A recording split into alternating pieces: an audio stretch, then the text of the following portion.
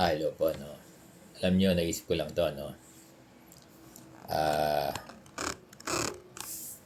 kung maibibigay yung mid-year bonus ng mga garnis, yung mga garnis ha, kung mabibigay yung bonus ng mga garnis at saka yung mga nakasanla, di ba?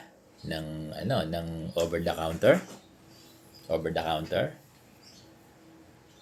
Tingin ko ang daming magbo-volunteer sa aral, di ba? O kaya yung 3 months moratorium. Alin dyan? E di lalo na yung 7 years to 10 years. Kahit alin dyan sa tatlo. Di ba? Ibigay yung mid-year bonus ng mga garnis at nakasanla. No? Nag-bargain pa tayo, no? Kasi demoralize ang teachers eh.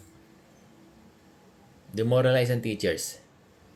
Dahil magpapasokan na alam pera.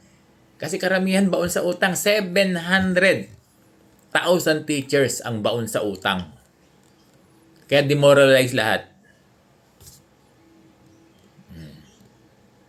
Diba? So, sana, no, kung alin man dyan, sigurado ko wala nang problema sa aral tutors. Marami magbo-volunteer na guro. I can assure. Diba, dear teachers, no? Mabigay, kahit alin sa tatlo. Mabigay yung garnis ng over the counter. Kasanla, ibigay ng sa kanila. Di ba? Matanggap nila. Tapos, or magkaroon ng magkaroon ng, kung ano maayo na, magkaroon ng moratorium yung mga PLI. Di ba?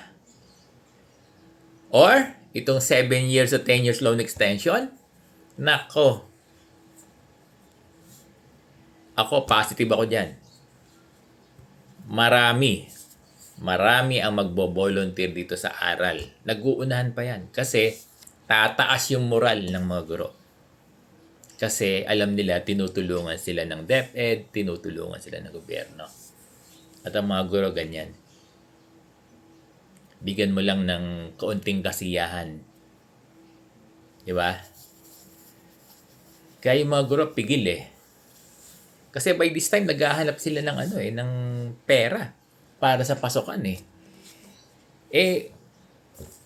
Walang hope na makita. Walang hope na makita. Kawawa.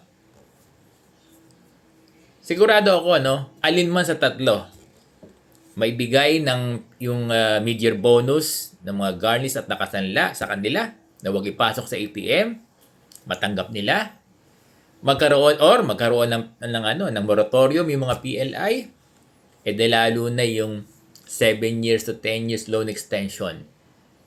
Alin man dyan, kung may bigay bago magpasokan o before, kaya nagsimula na yung aral. Pero pwede pang ihabol, no? Ay, nako, alam ko na. Marami ang magbo-volunteer. Magsasawa yung principal. Baka yung principal manawa sa dami na nagbo-volunteer para sa aral. Ako sigurado ako dito.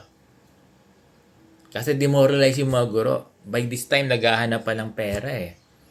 Ang feeling ng mga guro, napapabayan sila ng gobyerno. Ang feeling ng mga guro, pinababayan sila ng DepEd eh.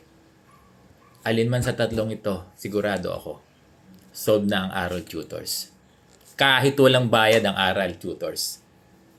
Kahit hindi bayaran yung mga teacher, kahit hindi compensate, kapag nabigay lang sa kanila, either of the three. Yes, either of the three. Sigurado ako, tataas yung moral ng mga guro. Salamat po.